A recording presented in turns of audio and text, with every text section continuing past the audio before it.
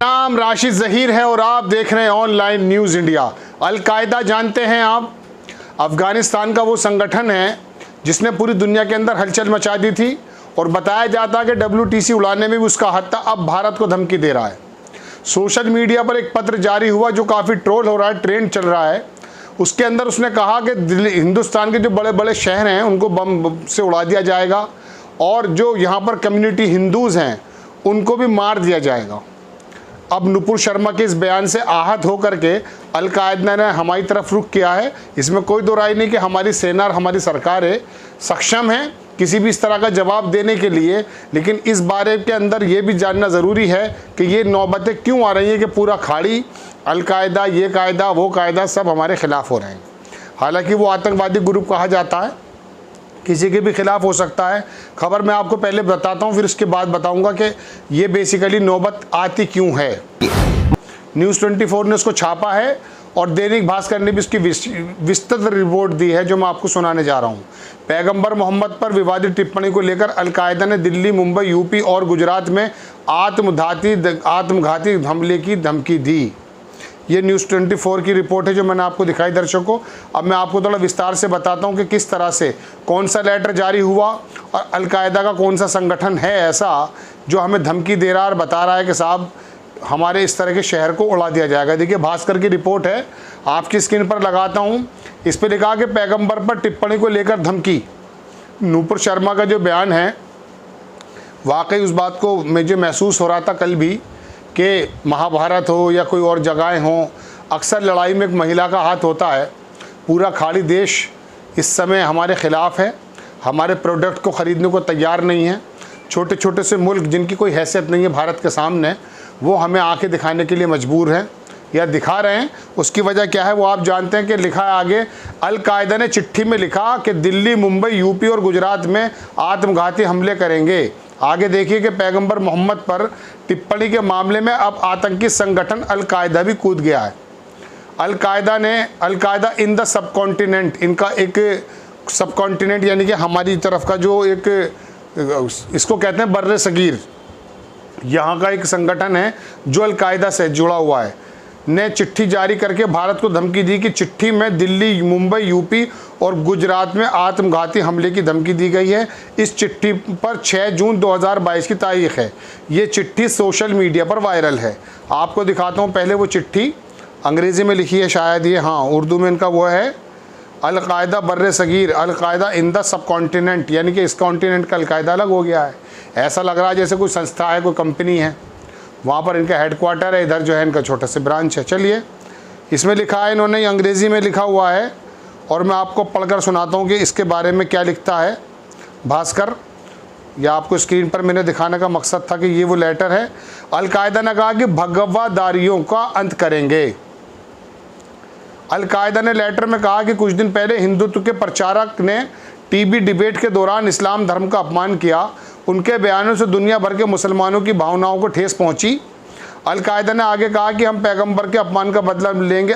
हम अपने और अपने बच्चों के शरीर में विस्फोटक बांधेंगे ताकि ऐसे लोगों को उड़ाया जा सके।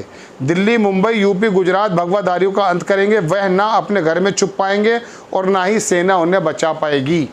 ये गीदड़ भपकी दी है अल-कायदा ने, पहले भी दी थी कश्मीर के संबंध में, आपको मैं बता दूं दर्शकों। लेकिन बात चल ये रही है, पहले मैं खबर पूरी कर दूं कि भाजपा प्रवक्ता नुपुर शर्मा ने पैगंबर की थी आपत्तिजनक टिप्पणी। एक न्यूज़ डिबेट में भाजपा प्रवक्ता नुपुर शर्मा ने पैगंबर मोहम्मद साहब पर कथित तौर पर आपत्तिजनक टिप्पणी की थी, जिसका मुस्लिम समुदाय लगातार विरोध कर रहा है। पिछले दिनों शर्मा ने बयान जारी में कहा कि उनके बयान को तोड़ मरोड़ कर पेश किया गया, जबकि वो टीवी में बिल्कुल साफ था। ये मैं कह रहा हूँ टीवी में साफ था, अखबार में लिखा नहीं है। जिसके बाद उन्होंने कहा कि वो बिना शर्त अपना बयान वापस लेती हैं। मुस्लिम देश भी विरोध जता रहे हैं। इस मुद्दे पर 57 देशों की संगठन इस्लामिक सहयोग OIC ने विरोध जताया और उसके बाद अरब देशों ने भारतीय उत्पादों का बहिष्कार शुरू कर दिया। इसके साथ ही Iran, Iraq, Kuwait, Qatar, Saudi Arab, Oman, UAE, Jordan, Afghanistan, Bahrain, Maldives, Libya, Indonesia, Turkey, Malaysia और पाकिस्तान ने भी अपना विरोध दर्ज कराया है। दर्शकों ये खाली विरोध दर्ज नहीं कराया, कुछ लोगों ने हमारे राजनयिक जो होते हैं वहाँ पर उनको बुला करके भी कहा कि किस तरह की हरकतें हो रही हैं और वहाँ पर एक मुहिम चल चुकी है।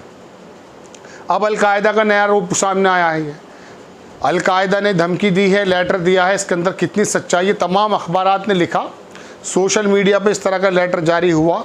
ये भी हम अभी नहीं कह सकते कि ये बेसिकली वही अलकायदा या किसी की शरारत है, लेकिन अगर अलकायदा ने ऐसा किया, इसके ज़िम्मेदार कौन है? हम ये नहीं कह रहे कि अलकायदा से हम डर जाएंगे। हमारी सेनाएं, हमारी सरकार बहुत सक्षम है किसी भी बात का जवाब देने के लिए। ऐसी गीदड़ भभकियों में हम आने वाले नहीं हैं, लेकिन अपना भी आत्मचिंतन करना ज़रूरी है कि आखिरकार हमारे यहाँ ऐसी हरकतें क्यों हो रही हैं। मैं बहुत पहले से, आपको दर्शकों याद है, जो नियमित दर्शक हैं वो जानते हैं कि मैं अक्सर ये कहा करता था कि इस तरह की छोटे छोटे बयान, ये हालांकि छोटे लेवल के बयान हैं और बहुत छोटे अदना से लोग देते हैं, लेकिन पूरी सरकार को और पूरे देश को बदनाम करने के लिए काफ़ी है। टीवी के जो मंच हैं ये ऐसे माध्यम बन गए हैं जो जहर को उगलने का काम करते हैं। रोज़ाना शाम को ये लोग बैठ जाते हैं, इनके पास कोई भी अर्थव्यवस्था या भारत की तरक्की के कोई भी जिक्र नहीं है। जिक्र अगर हैं तो वो इस तरह के हैं कि ज्ञानवापी मस्जिद का होगा, शिवलिंग निकलेगा या फव्वारा निकलेगा। इन चीज़ों पे घंटों इनकी बहस है, इनका सारे फुटेज ये खा जाते हैं। और दूसरी बात, इनके किराए के इनके पास लोग हैं, जैसा कि लोग कहते हैं, वो मौलाना हो, इनके भगवादारी आदमी हो, सब वही प्री प्लान है। और भाजपा प्रवक्ता तो वहाँ बैठ करके ये समझते हैं कि हमारा शानदार जगह है और हमारे लिए भोंपू बना दिए गए हैं ताकि हम नफ़रत फैलाएं। नूपुर शर्मा ने भी यही काम किया, उसका विरोध भारत में भी हुआ। वो अब इंटरनेट की दुनिया है, दर्शकों, निकल कर बाहर चला गया।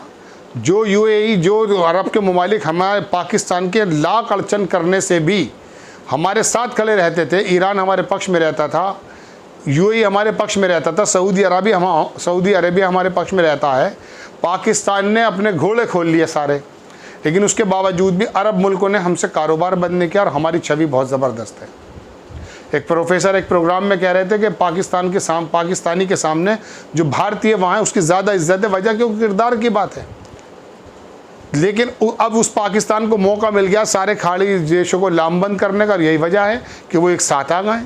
कूटनीतिक जो होती है ना, कूटनीतिक जो नीतियाँ होती हैं उसके अंदर यही चीज़ होती है। नटवर सिंह कांग्रेस आई के जो थे वो विदेश मंत्रालय जब देखा करते थे, इतनी ज़बरदस्त कूटनीतिक थी उनकी जो विदेश नीतियाँ थी। आज के हालात हो रहे हैं, मालदीव जैसा मुल्क हमें आंखें दिखाने को तैयार है। दरअसल अलकायदा ने धमकी दी दर्शकों और कहा कि हम बम बांधकर सड़कों पर उतर जाएंगे और उन लोगों को मार देंगे जिन्होंने मोहम्मद साहब के बारे में इस तरह के शब्द कहे।